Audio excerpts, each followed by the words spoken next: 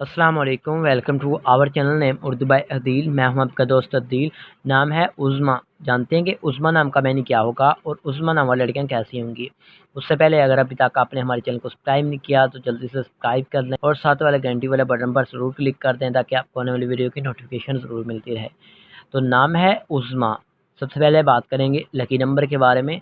तो गाइस, अगर आप अपने नाम का सही लकी नंबर जानना चाहते हैं तो कमेंट में हमें जल्दी से अपना डेट ऑफ बर्थ ज़रूर बताइएगा। उज़्मा नाम का मानी होता है आला मकाम, मुकर्रम इस्तखाक के होते हैं।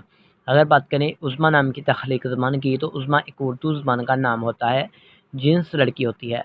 उज़्मा नाम का लकी नंबर 2 होगा और उज़्मा नाम के हामी नंबर पर्सनैलिटी नंबर 6, 15 और 24 बनते हैं।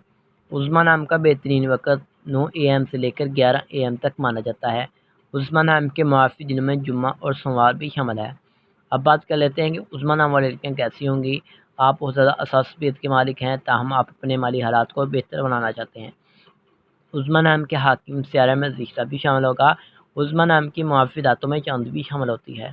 अब बात कर लेते हैं उज़्मा नाम के लकी कलर्स की, तो नीला और सबर रंग भी शामिल है।